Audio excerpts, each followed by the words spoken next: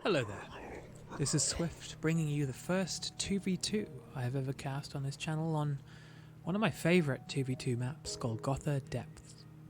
We have Old Python playing as this very colourful Plague Champion, with uphighdow3 playing as this sort of mottled looking Lord General. No particular scheme, he's just sort of going for the classic look. We have Stigma 8113, and I will give 150 quid to the person who can tell me the meaning of those numbers in his name.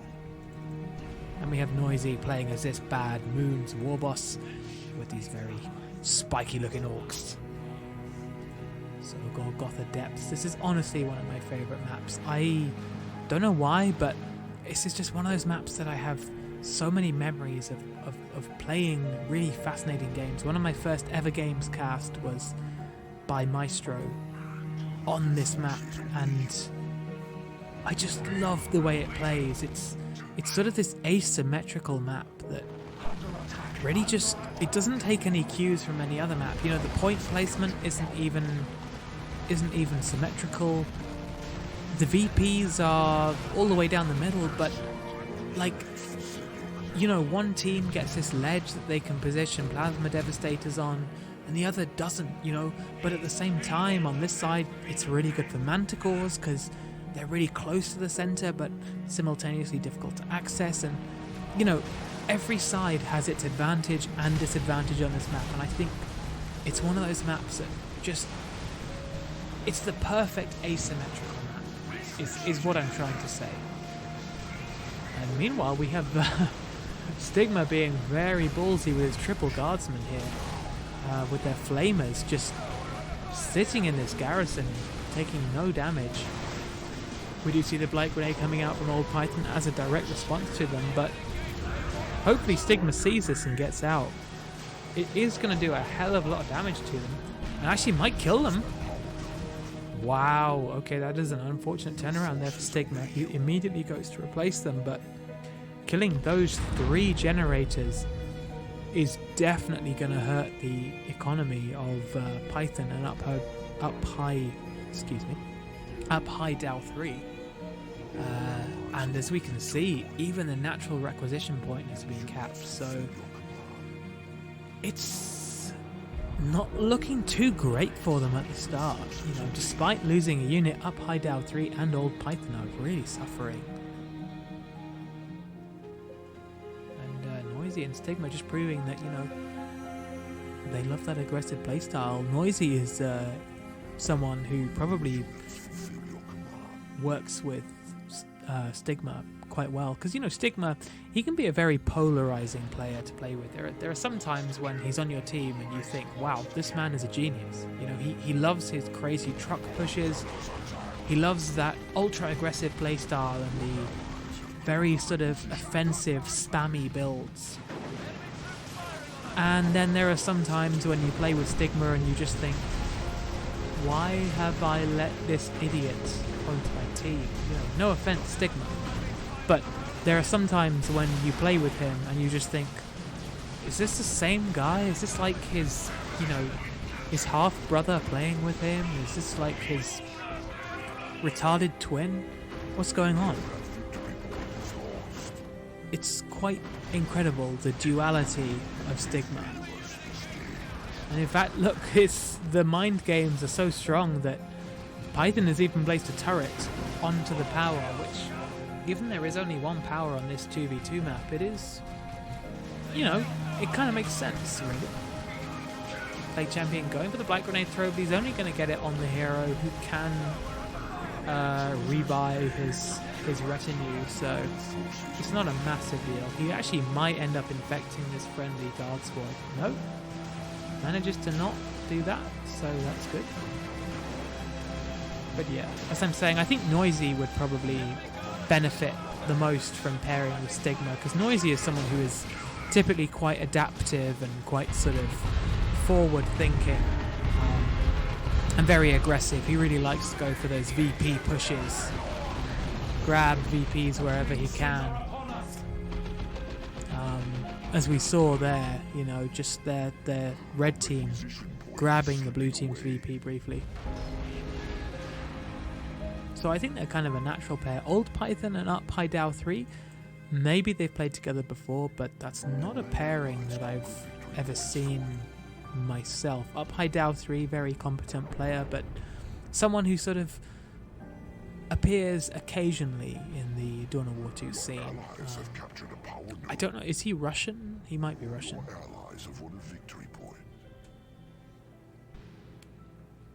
But so far a very interesting start to this game, and proving just why Golgotha Depths can be one of the most interesting maps to play. It's just so varied.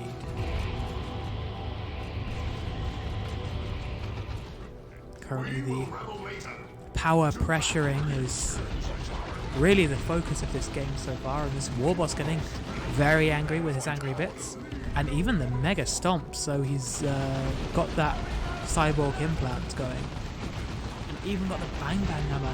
Noisy really going very heavy on his slugger boys, but he's got to be really careful because they're incredibly low right now. This Noise Marine's actually shutting the Warboss down. He's kind of glitching out there on the very edge of that cacophony, which is kind of a bug that I've never seen before. Very unfortunate bug as well, because he wasn't bouncing outside of the area of effect. He goes for the Mega Stomp, which I keep wanting to call Giga Stomp, but it's not. I don't even know what it is called. It's Big Stomp. Not Mega Stomp or Giga Stomp. Just Stomp. Big Stomp. But Noisy sadly not able to make a dent there in old Python's build, and however, the other end of things, we have Stigma, who is just rolling over uphighdow3 with his superior numbers, and Stigma even going for a double kata build, which is something that I really like myself, although personally I don't go for 3 guardsmen when I do the double katas. I like to get the 2 katas out quite early, but a grenade launcher and flak jacket are very typical for that kind of build, and you often want a medical sergeant as well, which Stigma does have. Although sadly Stigma cancelling the katas and going for tier 2, which, you know, it's kind of a shame. I wanted to see double katas work, honestly. And uh-oh, for Noisy though, I'm not going to be seeing these sluggers for very long. Touch of Nurgle combined with that blight grenade. He probably didn't need Touch of Nurgle, but he does seal the deal for Noisy's sluggers, and you know, all that investment that Noisy made into the Warboss is suddenly looking just not like resources wasted, but you know, not necessarily managed in the best way that they could be. It's kind of ill spent, maybe.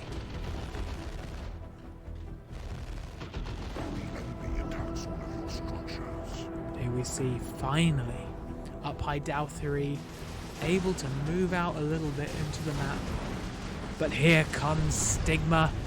The grenade launcher's in full swing, immune to suppression, and well, those flamers are going triple flamers versus Imperial Guard. It is such a scary sight to see.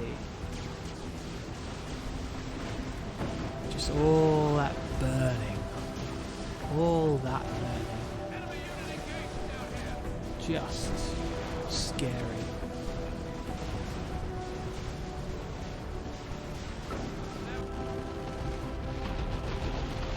And here we go. Orcs shooting up these generators on the bottom side. Stigma taking this natural VP for uphighdow3, and you know, this game is looking really interesting, very dynamic and back and forth so far. Not able to push past his turret, but he is getting inside the garrison, so this is going to make things difficult. He burns the turret down. Although, Blight Grenade goes in, along with some grenades. That should be another dead guardsman squad. Stigma not having the best unit preservation so far.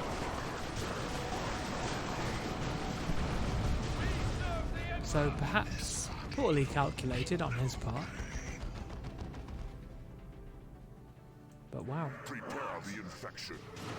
Very, very dynamic, very interesting. IED does go off. Doesn't really do a whole lot. And Noisy kind of low on the units. I mean, Stigma and Noisy both have the same number of units, so, you know, despite the pressure they're exerting, they actually don't have very large armies to consolidate their power. So it wouldn't be surprising if we see Pythons and uphighdow3, you know, coming back into this game slowly, consolidating their pressure. And we do see even this wreck point capped here for Pythons. Is it capped for Pythons? Uphighdow3. Yeah, same difference.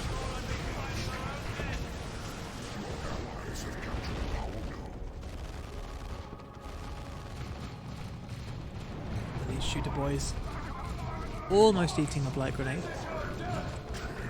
But yeah, the smaller armies of Stigma and Noisy mean that they can't hold the things that they take, and Pythons and Uphigh are really making the most of that, because right now there is nothing that can contest them.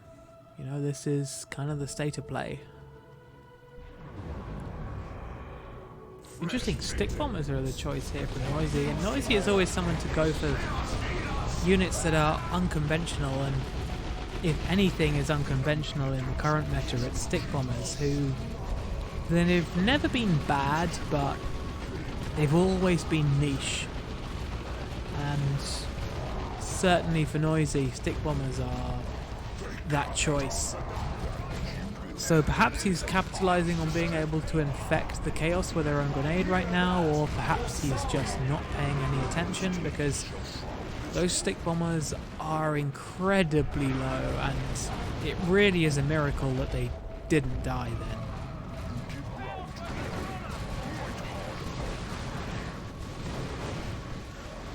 So here we go, the Lord General shooting up those Space Marines, Chaos Space Marines. And we see a slight reversal of the start of the game, where most of the map is now blue. And it is the blue team that are really excessively pressuring the red team. You know, I'm really thankful to have a really interesting and dynamic 2v2 replay, because 2v2 is one of those game modes that we very rarely see, and it can be incredibly interesting when it's done right. Not sure what Noisy was trying to achieve with that charge. He only ended up knocking over his own stuff, so Catachans do actually go down, which is pretty bad for Stigma. His unit preservation has really suffered this game. And you know, there we have a Lehman Russ called in for Stigma, so as I'm saying that his unit preservation has suffered, it's probably because, well, Stigma was not going for unit preservation, and even Noisy is surprised at this sudden Lehman Russ. I can't blame him. I'm surprised too. I didn't even realise he was tier 3. It looks as if Stigma is going to go straight for the power with his Lehman Russ right now, and, you know, go for it. Really, these stick bombers hiding behind that wall, but honestly they could be hiding around one of these buildings. It would probably be more useful, or just, you know, capping something. Lehman does take a look at the power farm, isn't going for it. It does upgrade to the executioner plasma cannons, so that's kind of an interesting choice, and not one that I think is necessarily bad, but it's very presumptuous. But it will certainly do a lot to these big blobs of infantry. So Noisy is purchasing some flash gits, and that's always a decent choice. Just huge amounts of piercing damage or psychic damage. And this Warboss just, you know, he doesn't have those sluggers to aid him anymore, but he's always getting involved, and you know, it's just generally being a bit of a nuisance. Double Plague Marines from Pythons is pretty classic for the Plague Champion.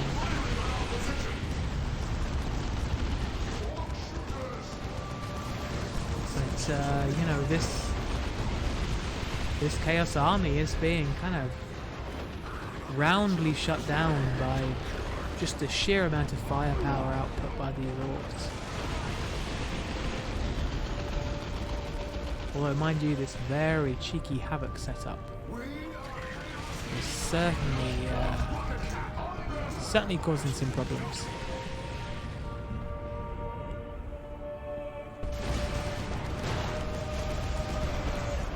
So interesting, we've got this Vanquisher Lehman from up high versus this Executioner Lehman.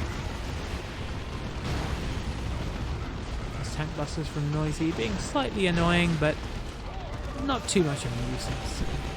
We see the middle change hands once again. It's back in the blue team. Back with the blue team, I should say. Not back in the blue team. And yeah, it's just been constant battle here in the middle. You know, despite the smaller armies of the red team, they don't let up when it comes to pressure, and they don't fall into the trap that a lot of people make when they are, you know, trying to leverage a smaller army, which is overextending, getting too cocky, trying to play the mind games a bit too much. You know, Noisy is a master of playing those mind games where he can convince someone that he's got a larger army and is more economically sound than he actually is, because he just throws so much stuff at you and then you go, whoa. But really, you know, he's operating on some very small margins. And it's all about that pressure, but he doesn't fall into the trap of overextending. Stigma, slightly different story. Stigma is a bit more of a maverick, but, you know, right now in that maverick sense, he looks like he's saving up for a Baneblade, which, I mean, you know, you do you, Stigma. You do you. If that's what makes you happy, hey, do it. Go for it. Fuck it.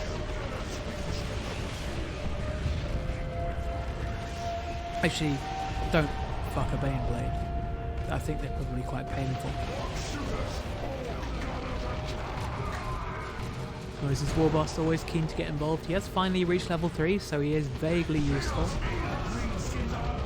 Might be time to change out that Bang Bang Hammer, since he isn't really doing a whole lot with it, but, you know, at the same time, might be time to just forget about the Warboss, because he's not really doing anything.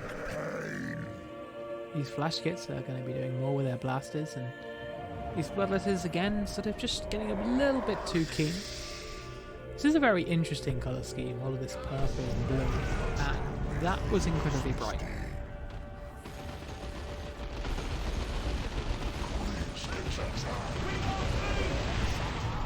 These Bloodletters just deciding that, you know what, fuck it, I want to beat today. Give me them Tank Busters. Oh no, don't give me them Tank Busters. And wow, getting absolutely annihilated by those blasters. That is just... oh, this is brutal. This is just a state of tier 3 orcs. So scary. Almost even charging in there with Now I'm Angry. He does get stunned by his own stick bombers, who themselves are about to die. Not quite sure what Noisy was playing at there. It is important to remember that Noisy is a player who keeps returning and then leaving, so he's probably quite rusty when he plays. He has certainly made a couple of plays this game that have sort of indicated that, but that one particularly was quite funny. Cheeky little Tank Buster barrage going down there to delay the cap a bit, but blue team, you know, they're really looking rock solid right now. They've got a presence everywhere on the map, and that was a nice little IED. IEDs is something that are often not forgotten about when it comes to tier 3. People sort of forget to lay them down, but they are always useful. Even if they don't explode, they're providing vision. And old Pythons, or uphighdow3 even, I've not forgotten about them, but here we go, the might of the Imperial Guard unleashed by Stigma with his wall of iron. And Python saying Baneblade and Knobs. Wait me. Not sure what that means, but it means something. It means something in Python language. Do not lose your requisition point.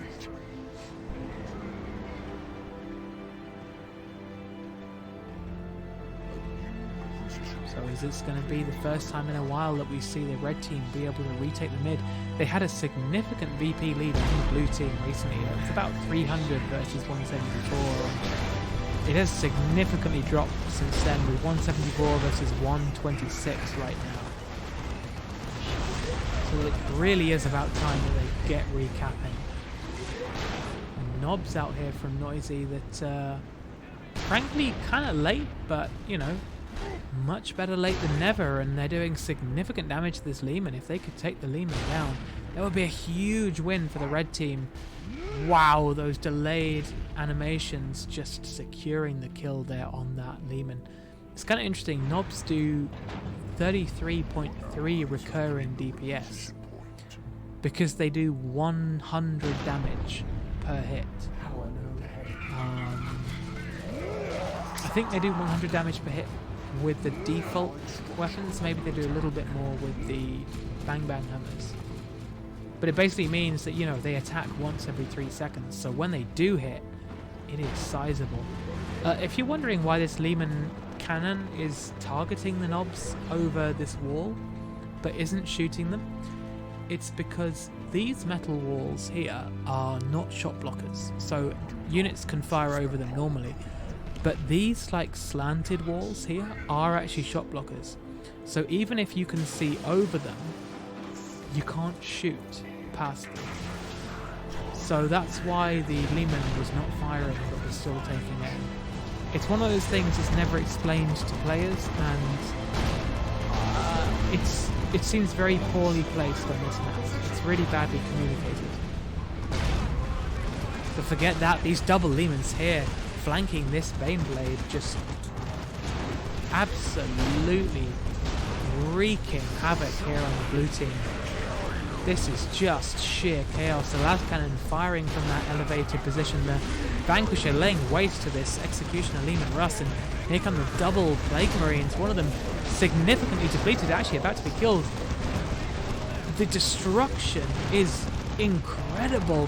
These tank busters hiding out here, I'm not sure what they're doing because they are blocked by this box. They could be doing a lot more work right now.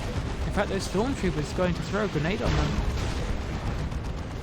Losing a Lehman here is incredibly bad for Stigma. You know, just he needs these tanks to cement the red team's position. These heretics look like they're probably going to be killed, but the Lehman turns around at just the last moment, or the Baneblade, but the Lehman the Lehman dies. Oh my god, there is so much happening right now that I am just not able to keep up with any of it. Absolutely mental hectic engagement. This Baneblade just absolutely tearing through the blue team, whilst the blue team strategically pick off the vehicles from the red team. It is just incredible.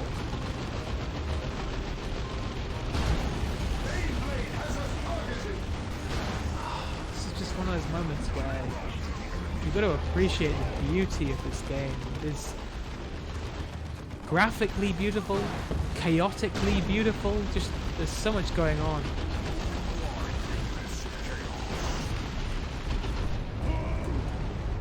And even an Abyss opening up on Noisy's face, he might lose a Warboss to it.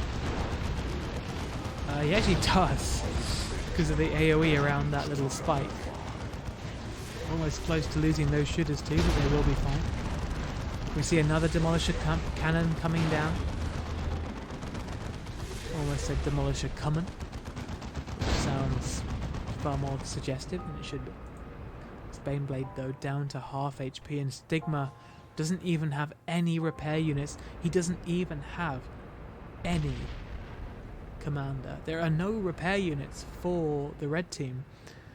So he's going to have to get a guardsman squad out quickly or lay down some kind of bunker right now, because this thing is in dire need of repairs. You know, these two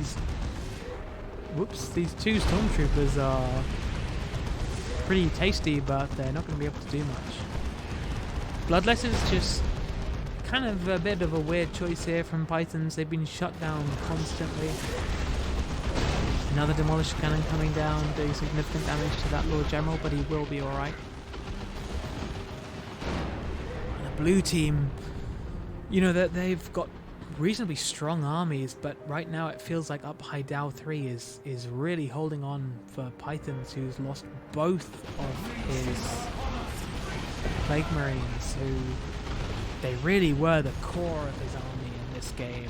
And, you know, now he hasn't got them, he's reduced the rest, and you know, these are level 4 Chaos Space Marines, level 3 Heretics, level 2 Havocs.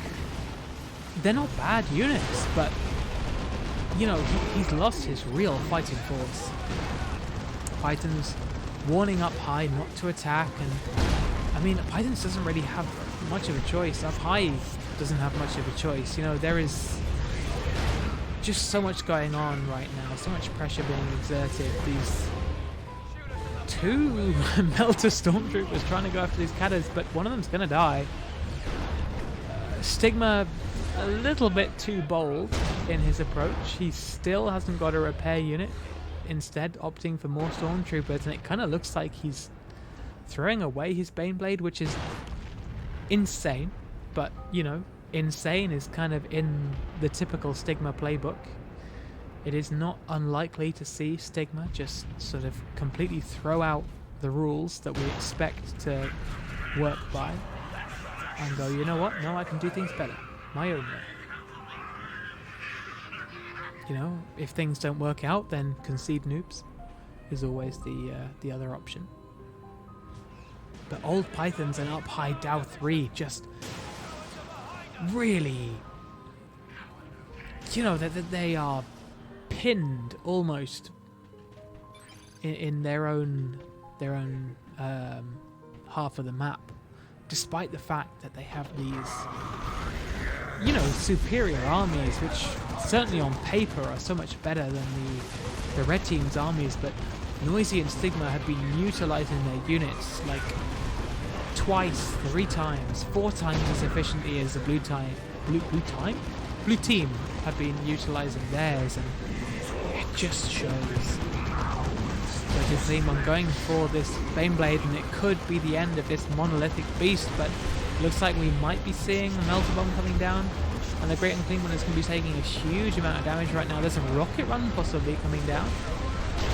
Yeah, we do see that Rocket Run here from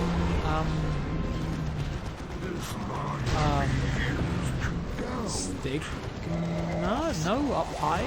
That was a Rocket Run from up high, which was interesting because it hit a bunch of stuff on his side.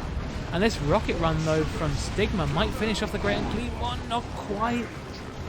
It does get out of there, but the knobs are chasing. It's so close right now. The Great Unclean One trying to get as close as possible to the red team before it explodes. There's even a Noxious Cloud going down, and a Rock's coming down on this elevated position. Noisy just so close to losing a bunch of units there. It is all to play for. They are not letting up. It has been constant action in the center of this map, and this is why I love Golgotha Depths. There is just not a moment where it is quiet.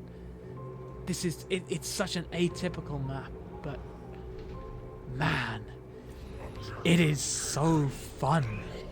So fun. Absolute insanity right now between old Pythons, uphighdow3, Stigma, and Noisy, as none of them are giving an inch, despite the fact that Stigma doesn't even know how to build an army. We could see an exploded IED here, but no, it looks like it's just vision. And wow. It's just...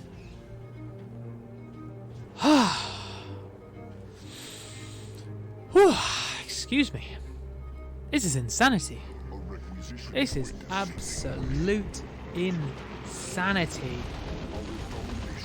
These bloodletters getting close, and just they really haven't done anything for Pythons right now. Python's been really just falling behind. It feels like this game has mostly been up high versus noisy with, you know, Stigma and Pythons on the side. And it you know, despite how close it was looking, it looks like Pythons and up high might be grabbing the victory right here. There's nothing to contest any of the VPs, and wow,